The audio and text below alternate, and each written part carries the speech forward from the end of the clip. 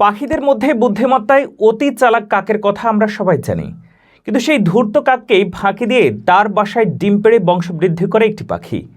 পাখিটি আমাদের কাছে সুসময়ের বন্ধু নামে পরিচিত। কেউ কেউ একে বলেন বসন্তের দূত। এতক্ষণে নিশ্চয়ই বুঝে গেছেন, আলোচনা হচ্ছে সুমিষ্ট কণ্ঠের অধিকারী কোকিলকে নিয়ে। বসন্ত হলেই কোকিল চলে আসে লোকালয়ে, মিষ্টি কণ্ঠে কুহু কুহু ডেকে সবার মন মাতিয়ে তোলে। কিন্তু জলবায়ু পরিবর্তন আর মানুষের খামখেয়ালিতে এই চমৎকার পাখিটি আজ হারাতে বসেছে। এখন বসন্তেও বেশিরভাগ জায়গায় কোকিলের কণ্ঠ শোনা যায় না। বিপন্নপ্রায় এই পাখিটি কিন্তু বাসা বানাতে জানে না। বিপন্নপ্রায় এই পাখিটি কিন্তু বাসা বানাতে জানে না, ডিম পাড়ে অন্য পাখির বাসায়।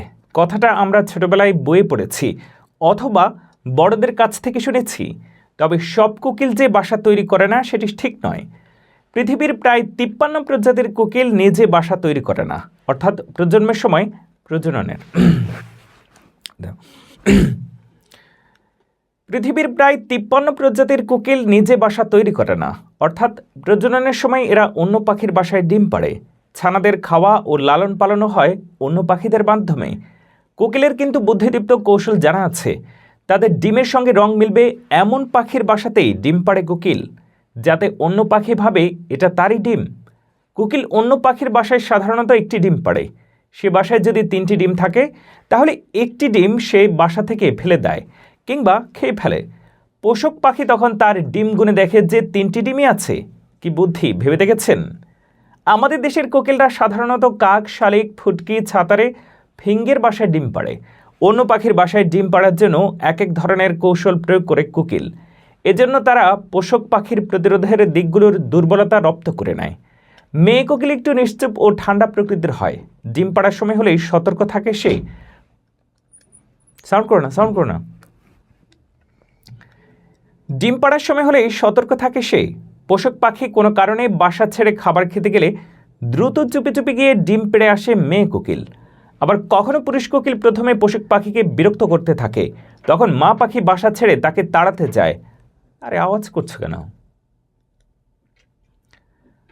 তখন মা পাখি বাসা ছেড়ে তাকে তাড়াতে যায়, আর সেই ফাঁকে মেয়ে কোকিল ডিম পেড়ে আসে। কোকিল ডিম পাড়তে সময় নেয় খুবই কম সময়।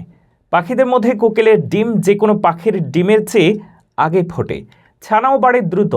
তাই কোকিলের ছানা একটু বড় হলেই বাসা থেকে ফেলে দেয় বা পা দিয়ে ভেঙে ফেলে পোষক পাখির ডিম। পোষক পাখির ডিম থেকে ছানা ফুটলেও সে অপেক্ষাকৃত বড় আকারের কোকিল ছানার সঙ্গে শক্তিতে পেরে ওঠে না। কোকিলের ছানা তাকে বাসা থেকে ফেলে দেয়। কোকিল সাধারণত ছোট পাখির বাসায় ডিম পাড়ে, তাই কোকিলের ছানা কয়েকদিনের মধ্যেই পুরো বাসায় জায়গা দখলে নেয়। কোকিল ছানার খাবার পাওয়ার জন্য বেশ ডাকাডাকি করে এবং পোষক মা ও বাবা পাখিকে দিনভর খাবার খাওয়াতে বাধ্য করে। অন্য পাখি যখন বুঝতে পারে এটি তার ছানা নয়, ততদিনে নিজের খাদ্য নিজে চিনে ফেলে কোকিল ছানা।